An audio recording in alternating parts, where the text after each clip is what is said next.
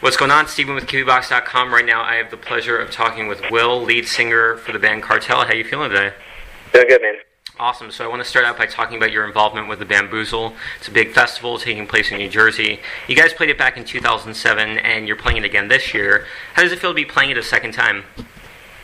It feels pretty good. You know, like last time we were there, we had a great time. It's a pretty crazy experience, the whole thing. Just so many people. So we played Warped Tour the year before the 6th, and they had some pretty big crowds out there, but it doesn't compare to Bamboozle, so really excited to be back. Yeah, definitely. Take me back to when you guys played it in 2007. What are some memories you have from playing it?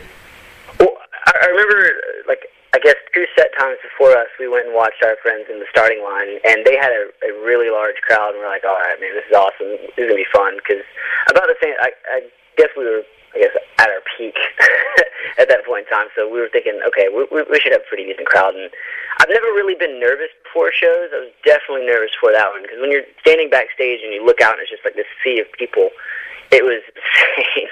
And it's all I can remember is just seeing faces and not being able to make out anything but blurry shapes in the back. It's not standing on stage. It's definitely one of the most intimidating experiences, but it's so much fun at the same time. Let's switch it up. Talk about Cartel outside of Bamboozle. You guys have been a little quiet recently. Haven't heard much going on. What have you guys been up to? Well, we've been writing our third record. It's been a laborious process. We've kind of gone through a bunch of different things, just from the label switch up back, I guess, about a year ago now. Once all that got settled, we really knew what we had to do, and I guess it was, let's see, we got off Epic in the middle of March, I guess, of last year, and then we signed with Wind Up in June. So there was a little bit of a break there. We really didn't know what was going to happen. We only had 6 or 7 songs, and we knew we had to write a lot more, and it's just such a different process because of, I guess, how long it normally takes to write records, and how, everybody knows what happened in the last one, but even with Chroma, we recorded that in 21 days, so we've never had this lengthy, thought out process. Everything's just pretty much been in our hands and, gone straight to tape, basically. So it's nice to have, I guess, we've been writing this for about a year now, and I definitely think it's paid off, because usually we've only written 12 or 13 songs, and now we have 35 that we've picked down to 15 now, so it's been long, but it's been worth it. We all thought we were going to be in the studio back in October. Yeah. I even said that on a few tours, and that didn't happen, but I don't think it was for a lack of being ready. Just we felt like we could do better, and we could do better, and we could do better, so it just kept getting pushed. But now it looks like everything's kind of culminating around Bamboozle, because I think we're actually going to start the recording process, includes pre-production and all of those stuff. I guess right after. We'll be doing a little bit of stuff. We're in New York for 2 weeks, working on some things, and then we'll go back in another 3 weeks. So we'll be sporadic until there. But right after Bamboozle, we're planning on that's when we're actually going to record. So very awesome. There it is.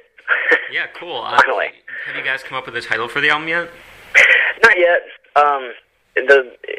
We were caring so much about music and melody in a lot of the songs that, lyrics, I always write lyrics after I finish the music and melody parts, just because I feel like I'll usually, by the time I'm doing scratch vocals, there'll be a few cornerstone lyrics, and I'll kind of know what I want the song to be about, and there'll be a couple lines here and there that remain from the demo, but usually it's just gibberish other than, a few of those cornerstone lines. But now that we're getting all the lyrics together, a title usually kind of comes out of there.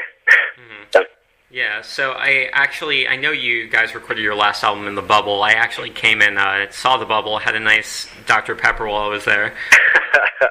Yeah, it was good stuff. So are you happy to be able to record this album outside of the public eye this time? Yeah, it feels like this whole record has been really under the radar, which is nice. It feels kind of like Chroma, because, Chroma we had, the Ransom EP to go on, but that wasn't really anything compared to the last record, what we had as far as, I guess, scope. Mm-hmm. But, yeah, it feels real nice not to have, any sort of pressure, with and it's not even really pressure, it was just like a deadline, you know, and now that we just know it's open-ended, whenever the record's ready, it's ready. It's been really laid back, and it's been nice. It's definitely a change of pace, because I think overall recording, we've spent about 45 days in the studio, and I'd venture to say we'll probably double that between like pre-production and like demoing sessions we've done in the last year, so we're definitely taking our time with this one and making sure it's right. Plus, Wind Up has their stuff like so locked down. They're the best label I've ever seen. They just have it. They do it so right, and that's not even trying to kiss their ass. Like, they just do it right. From being on 2 labels and 1 major that, you know, whatever, is a very corporate major. It's far different. Even though Wind Up's an indie, I mean, they have more money than most majors, so you know, we got to give them a little bit the better distinction than that. Yeah, that's true. So, if you could actually elaborate on, I guess, when you decided that you didn't want to be with Epic anymore, was there a breaking point? Was this something that you'd been gradually coming to realize you didn't want to do anymore? Yeah, I mean, it was just, you know, I don't really know what... We never got a straight answer from them at any point in time after the record came out as far as to why they never went to radio with it. Mm-hmm. And for us, that we kind of... I mean, as a band with Chroma that had radio success, once you have radio success, your records are kind of hinged on that sort of vibe, because that, you know, you're obviously being inflated by that. So with those sort of expectations set up from the label, we felt like, you know, at the least they could do is, you know, put it to radio after we go and do the bubble, and it's like, you know, as much as that was, you know, we could have said no, it was still a handshake decision, like, okay, it's probably a good idea to say yes. So it was like a team effort and all this stuff. It felt like we were all unified, ready to go, and then, you know, just the record gets pushed back 2 months from the original release that we spent, you know, 20 days online and 4, you know, TV episodes saying a certain release date, and then it doesn't happen then. So right there, we're screwed a little bit. And then, you know, being pushed back, waiting for radio, and then it just doesn't happen. And 6 months later, we're still not on the radio. You know, we're not even having a chance. I mean, it's not to say that we had anything that would have been radio worthy, but if that's what you're predicating our, you know, promotion on, then you need to actually do it.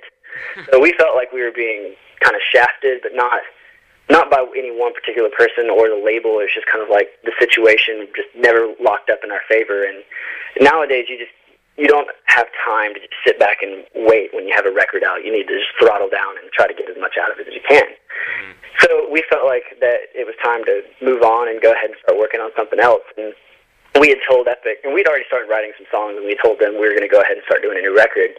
And we never really got any sort of fanfare from that. And our A&R, that had A&R'd the record previously, he got fired because like he was an executive VP, so it was like, you know, the first ones to go are the executives because they're the highest, you know, salaries and all this other kind of shit. So it was just a bunch of stuff going through that just really kind of didn't work in our favor. So we were like, you know, it's going to be best if we do this before we get dropped, because, you know, it's not our fault that we're getting dropped, but we need to go ahead and ask to be released. And we asked to be released, and it was like a 1-week deal, which we thought we were about to get in some legal battle because, you know, we're friends with the Starting Line. Everybody knows their crazy story with their labels. So it was nice to have a really clean break, and it felt invigorating, especially since we knew that there were some prospects out there label-wise. So, you know, we met with a few different labels over, I guess, the next 2 or 3 months, and then boom, wound up on Wind Up. Excellent. Well, glad to hear you guys are going strong. So I guess just to kind of wrap things up, what else should we expect from you guys besides going in to record the album? Are you guys going to release like a single anytime soon? Is there anything we can immediately expect? We're currently working out like the producer situation and you know, exactly where we're doing it, all these sort of things. So as soon as those are completely locked down, and I guess after we get done with the record, we're going to, you know, full-fledged touring. We pretty much won't leave the road from there on out. But cool. Well, excellent. Well, thank you so much for talking to me today. I really appreciate it. Yeah, dude, no worries.